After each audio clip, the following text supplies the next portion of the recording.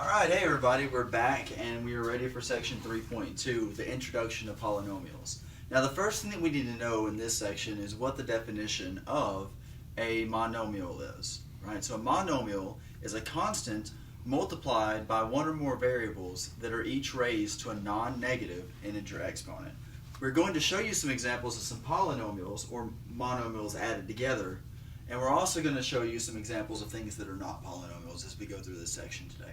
So, although this is the introduction of polynomials and we just defined what a monomial was, a polynomial is just one or more monomials added together.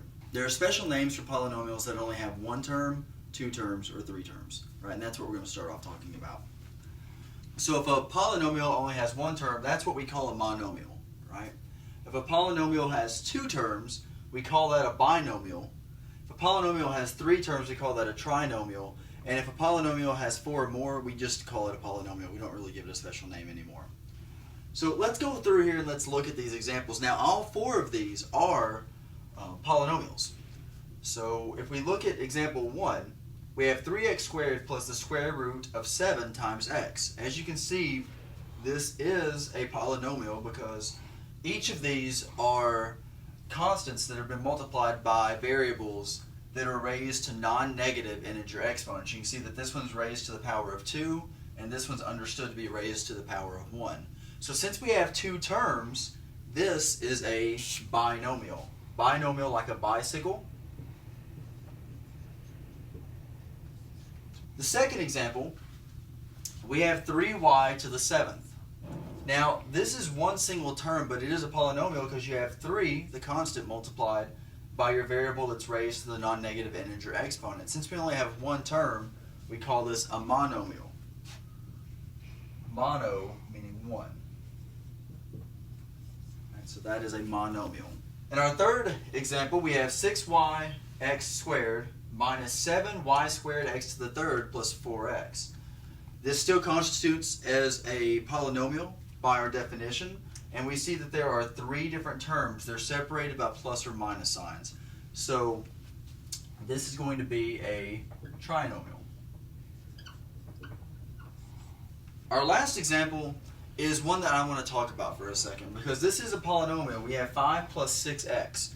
5 is considered to be a monomial because it's multiplied by x to the 0 power. Remember from our properties of exponents section that anything raised to the 0 power is equal to 1, and so that's why this is considered to be a monomial and this whole entire thing is a polynomial. So 5 plus 6x, since it has two terms, is a binomial.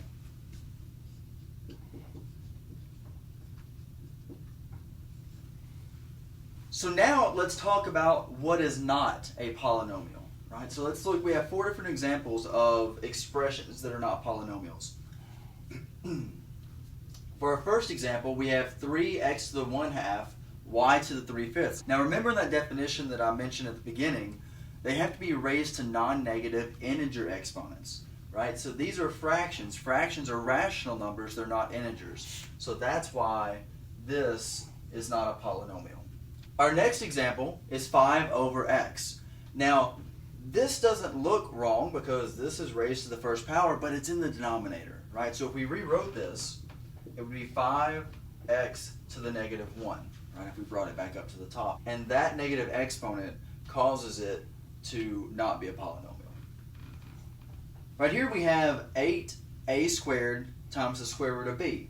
The reason why this is not a polynomial is because of the square root of b. This can be written as b to the 1/2, and so since it's not an integer exponent, it's not a polynomial. So this is the problem on this one.